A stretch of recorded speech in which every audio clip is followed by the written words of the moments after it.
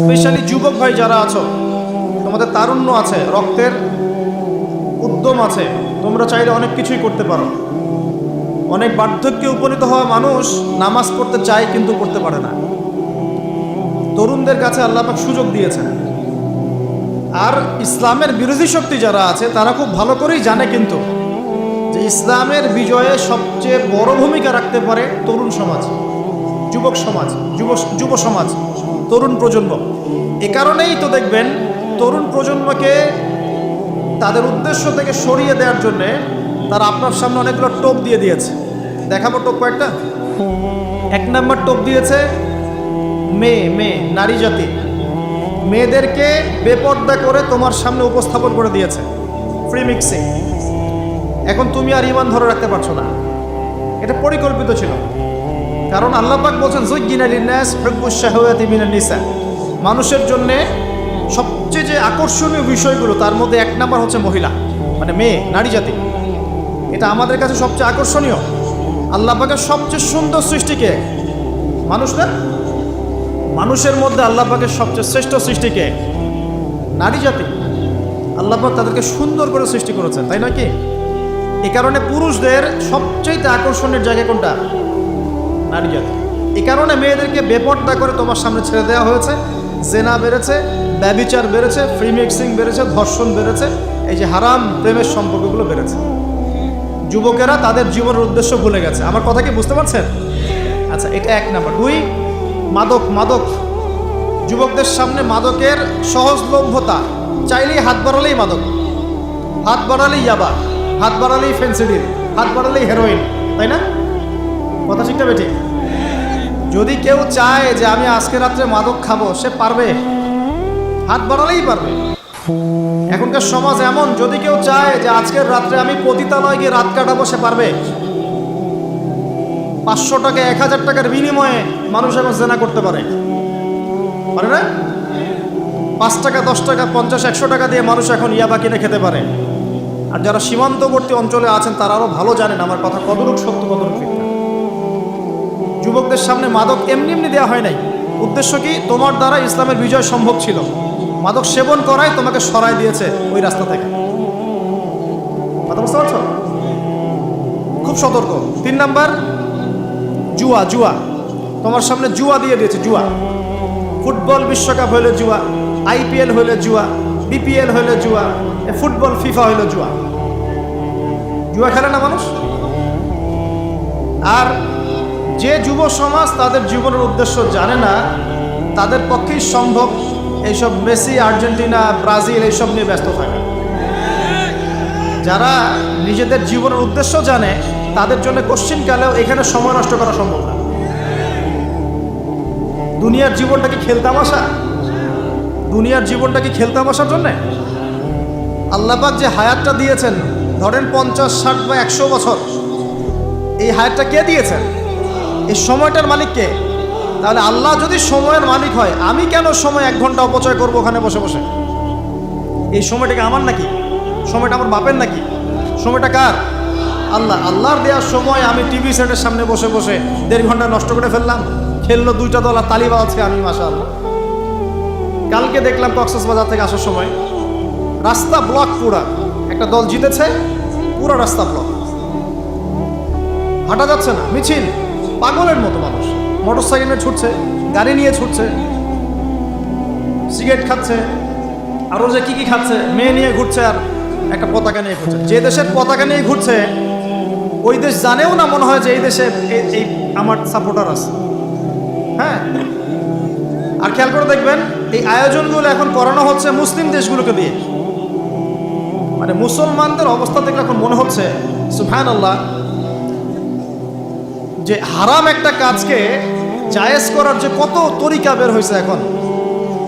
একটা মুসলিম কান্ট্রি জিতেছে, মানে ভাবখানা এমন যে এই জেতার ফলে আমরা ইসলামী খেলাফত কায়েম করে ফেলেছি। বিষয়টা কি জানেন? আমাদেরকে এই খেলাধুলার অহেতুক কাজে ব্যস্ত করে দিয়ে ওরা ওদের এজেন্ডা বাস্তবায়ন করছে। দেখবেন যখন রমজান মাস আসে তখন দেখবেন মুসলিম কান্ট্রির উপর নির্যাতন বাড়ে। যখন বড় ইভেন্ট হয়, ওয়ার্ল্ড কাপ, এইটা সেটা, দেখবেন ভিতরে মুসলিম কান্ট্রির উপর নির্যাতন বাড়তে থাকে। মানুষ একদিকে তাকায় থাকে, আরেকদিকে উদ্দেশ্য সাধন করতে থাকে। বুঝাচ্ছি বিষয়টা। আপনার 5টা বাচ্চা আছে মনে করেন, খুব জ্বালায়, কান্নাকাটি করে, হইচই করে, আর আপনি মোবাইল ফোনটা বের করে দিয়ে বলেছেন, বাবা বস, তোরা 5 জন মিলে একটা কার্টুন দেখ, আমি একটু কাজটা করি। দিয়ে দিলেন, ও কার্টুন দেখছে চুপচাপ, কেউ কোনো ডিস্টার্ব নাই। আর বুঝতে পারছেন? আর এই যে বাচ্চাগুলো কার্টুন দেখছে না, এগুলো হচ্ছে আমরা এখন। আর ওই যে কাজ করছে বাপ, এটা হচ্ছে ওরা, পশ্চিমারা। আমার কথা কি বুঝতে পারেন? আচ্ছা, আমি সহজ করার চেষ্টা করছি। প্রিয় যুবক ভাইরা, মেয়ে তো উন্মুক্ত করে দিয়েছেই, মাদক তো দিয়েছেই, জুয়া দিয়েছে, অহেতুক এসব খেলতামাশা দিয়েছে তোমার সামনে, তোমার সময় কেড়ে নেওয়ার জন্য, তোমার হায়াত কেড়ে নেওয়ার জন্য। তোমার মূল্যবান হায়াত, যে হায়াতটাকে তুমি আল্লাহর পথে দাওয়াতের কাজে ব্যয় করবা, দিন চর্চার কাজে ব্যয় করবা, আল্লাহর ইবাদতের কাজে ব্যয় করবা, আমর বিল মারুফ নাহি আনিল মুনকারের কাজ করবা, এই সময়টা ওরা কেড়ে নিয়েছে তোমার কাছ থেকে। বুঝতে পারছো না তো? আবার নেশা দিয়ে তোমার ভিতরটা নষ্ট করে ফেলেছে, জেনা দিয়ে তোমার অন্তরের নূর নষ্ট করে দিয়েছে, প্রিমিক্সিং দিয়ে জেনা এবং তোমার যে পবিত্রতা, চারিত্রিক পবিত্রতা নষ্ট করে দিয়েছে। আরও দিয়েছে পর্নোগ্রাফি। বেশিরভাগ যুব সমাজ এখন বাসায় গিয়ে রাতের বেলা পর্ন দেখে। দেখা যায় সারাদিন ভালো কাজ করে, বাসায় গিয়ে রাতের বেলা পর্ন দেখে। পর্নোগ্রাফি দেখে না বা দেখে নাই কখনো, এমন একটা ছেলে খুঁজে পাওয়া যাবে না।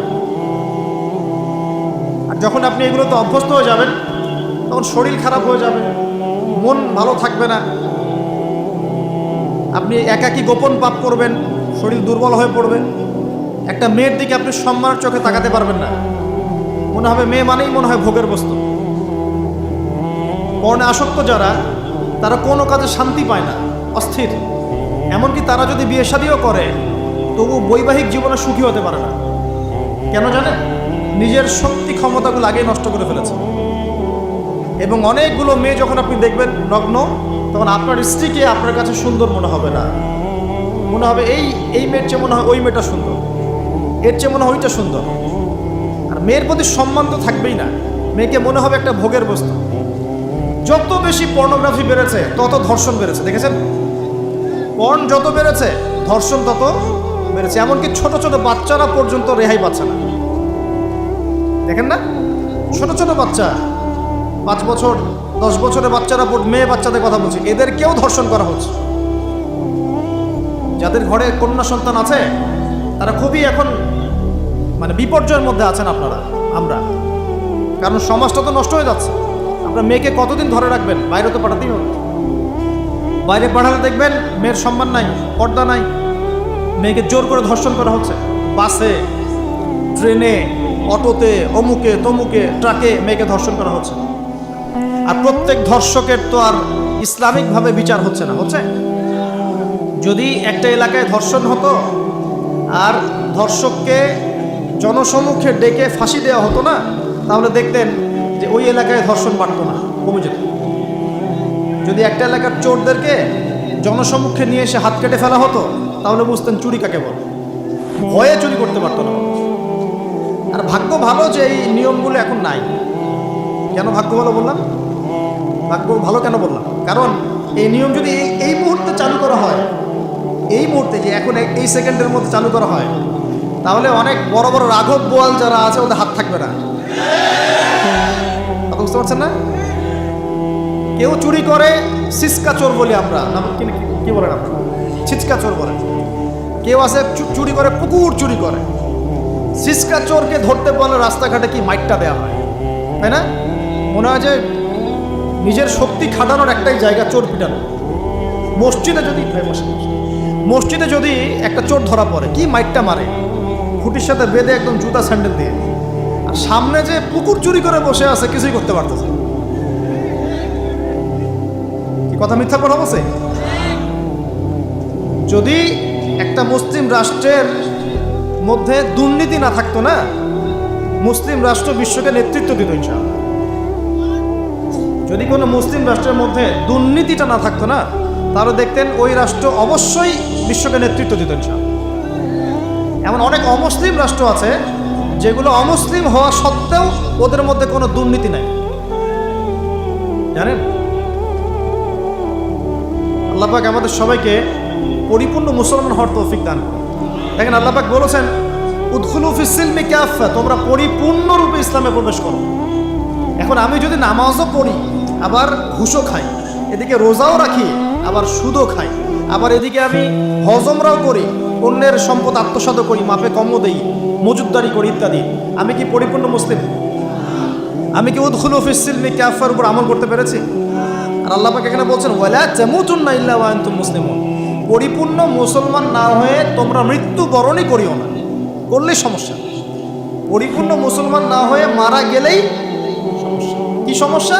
ওই যে আল্লাহ পাক বলবেন মান রব্বুক, বলবে লা আদরি, আমি তো জানি না, কারণ পরিপূর্ণ মুসলমান হয়নি তো, আল্লাহর সাথে শিরক করেছে।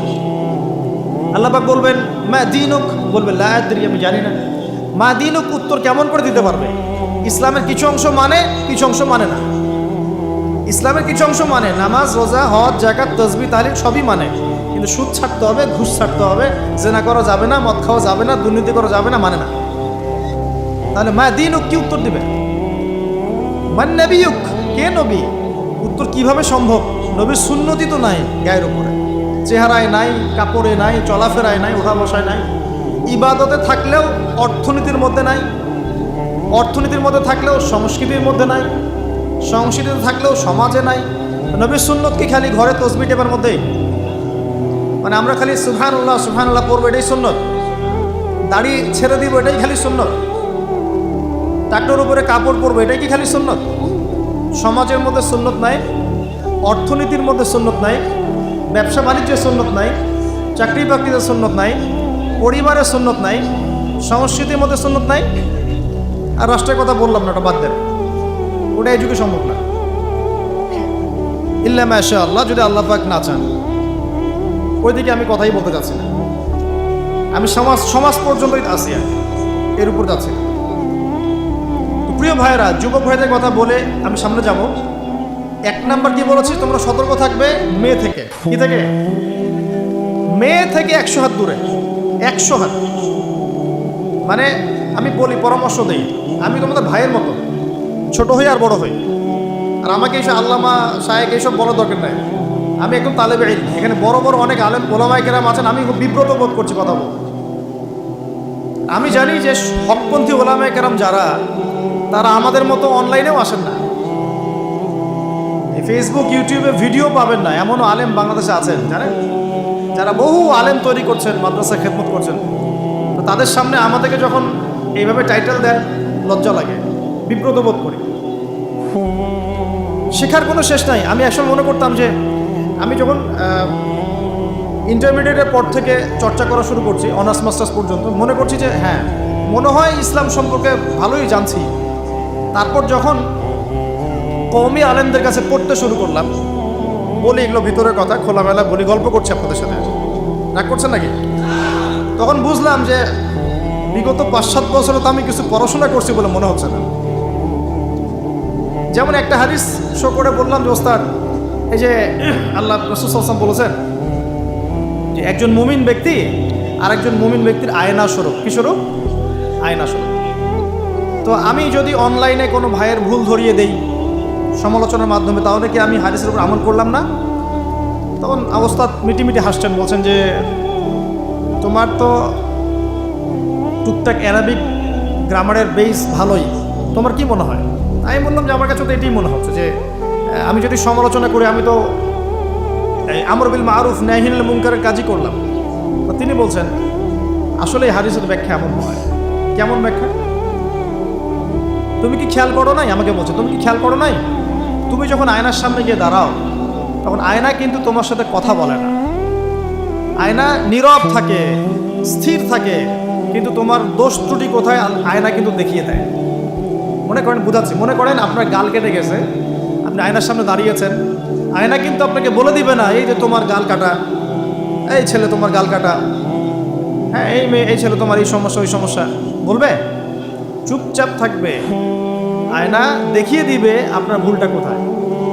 তিনি আমাকে হাদিসের ব্যাখ্যা শেখাচ্ছেন, বলছেন যে একজন মুমিন ভাই যদি কোনো ভুলের উপর থাকে, তুমি সঠিকটা আমল করে ওর সামনে দাঁড়িয়ে দেখিয়ে দিবে যেটা সঠিক। বুঝলাম, যতদিন যাচ্ছে আমি বুঝতে পারছি যে আসলে এই জ্ঞানের সমুদ্র যে কত গভীর, 100 বছর হায়াত দিলেও মনে হয় শেষ করতে পারবো না। প্রিয় যুবক ভাইরা, নসিহত করছি, সেটা হচ্ছে যে দিনের জ্ঞান অর্জন করতে হবে। জ্ঞান অর্জনের কোনো বিকল্প নাই। আর জ্ঞান অর্জনের জন্য শুধুমাত্র ফেসবুক, ইউটিউব যথেষ্ট নয়। এগুলো কনস্ট্রাকটিভ কোনো মাধ্যম নয়, বরং ফিতনা ছড়াবে এগুলো কিন্তু বেশিরভাগ ক্ষেত্রে ফিতনাই ছড়াচ্ছে।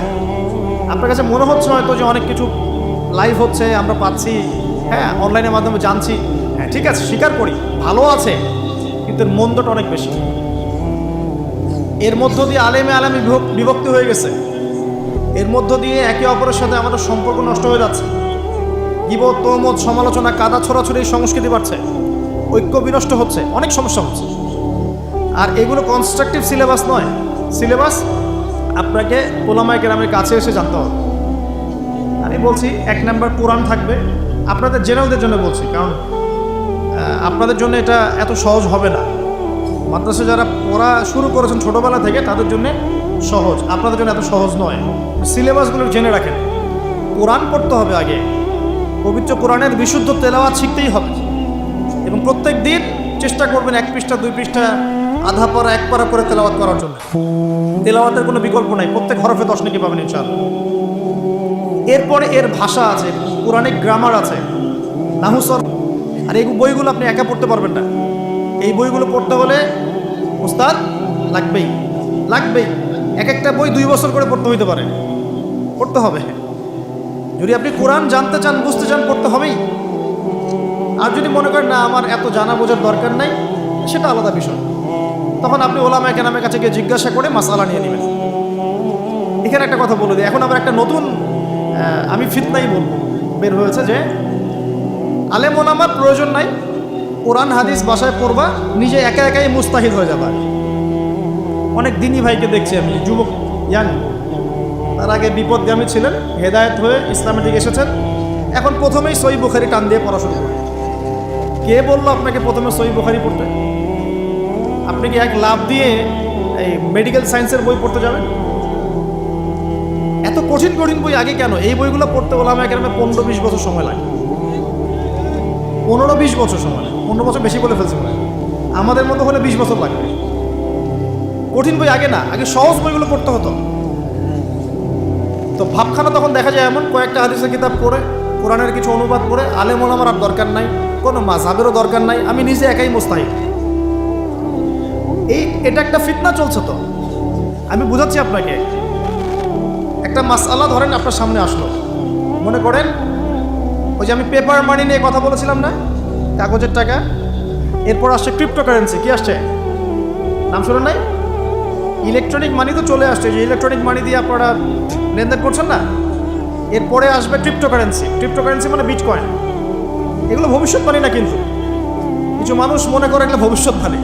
এগুলো ভবিষ্যৎবাণী না, এগুলো বর্তমান। অলরেডি পৃথিবীর কিছু কিছু দেশে চলে আসছে, হয়তো বা এদেশেও অচিরে আসবে। তো মনে করেন এখন আপনি একজন সাধারণ মানুষ, ক্রিপ্টোকারেন্সি কী জিনিস আপনি বোঝেন না। এখন আপনি একজন আলেমের কাছে আসলেন, এসে বললেন যে হুজুর, ক্রিপ্টোকারেন্সি কী জিনিস আমি বুঝি না, এটা হালাল না হারাম, জায়েজ না জায়েজ, কতটুকু রাখা যাবে রাখা যাবে না, মাসআলা দেন। এখন আমি যদি আপনাকে বলি, এই যে ভাই নেন কোরআন, এই যে তাফসীর ইবনে কাসির নেন, জালালাইন নেন, মারিফুল কোরআন নেন, এই যে বুখারী, মুসলিম, তিরমিজি, আবু দাউদ, নাসাই, সবগুলো নেন, বাসায় গিয়ে পড়াশোনা করে মাসআলা বের করেন, পারবেন? সম্ভব? সম্ভব কি? কে পারবে? যিনি মুস্তাহিদ। আর একটা সমাজের মধ্যে মুস্তাহিদ মানুষের সংখ্যা কতজন থাকে? অল্প কিছু। বেশিরভাগ মানুষই তো অন্ধ অনুকরণ তাকলিদ করতে হবে। তখন এই যে আপনি আমার কাছ থেকে মাসআলাটা জানলেন, এই মাসআলা জেনে নেওয়াটা কি আপনার জন্য উচিত না অনুচিত? আপনার এই মাসআলা জেনে নেওয়াটা কি উচিত না অনুচিত? এই মাসআলা আমার কাছে বা আলেমের কাছে না জানলে কিভাবে শিখবেন আপনি? শেখার জন্য আপনাকে আসতে হবে না? এটাই মাযহাব, এটাই মাযহাব। এখানে বিভ্রান্তির কোনো সুযোগ নাই যে আমি এগুলা মানি না, আমি খালি বইপত্র একা একা পড়বো, আলেম হয়ে যাবে, সম্ভব না। যখন আমরা কলেজে পড়তাম অনেক সময় মনে হতো যে হয়তো বা সম্ভব। যখন পড়া শুরু করেছি তখন দেখছি যে না, এই সমুদ্রে ডুব দেওয়া কেবল শুরু, এর তলানে খুঁজে বের করতে 100 বছর লাগবে মনে হয়, আল্লাহ ভালো জানে। তো প্রিয় ভাইয়েরা, যুবক ভাইদেরকে বলছি, স্পেশালি আজকের লেকচারটা স্পেশালি তোমাদের জন্যই। এই ফাঁদগুলো থেকে বেঁচে থাকবে এবং এলেম অর্জন করবে। এলেম অর্জনের কোনো বিকল্প নয়, এবং এলেম অর্জনের জন্য সিলেবাস লাগবে। আর অনেক বইপত্র একা একা পড়তে পারবে না, আলেম ওলামাদের সংস্পর্শ লাগবেই, অন্যথায় পারবে না। এর পাশাপাশি আপনি সিরাতের বই পড়বেন, ইতিহাস পড়বেন, ইসলামিক অর্থনীতি পড়বেন, হ্যাঁ, ভূরাজনৈতিক প্রেক্ষাপটের বইগুলো পড়বেন, এগুলো ঠিক আছে। এবং জেনারেল লাইনে যেখানে পড়াশোনা করছেন এই পড়াশোনাও কন্টিনিউ করবেন, এবং আপনার প্রতিভা দিয়ে আপনার জায়গা থেকে ইসলামের খেদমত করবেন ইনশাআল্লাহ। পারা যাবে না? আল্লাহ তৌফিক দান করুন।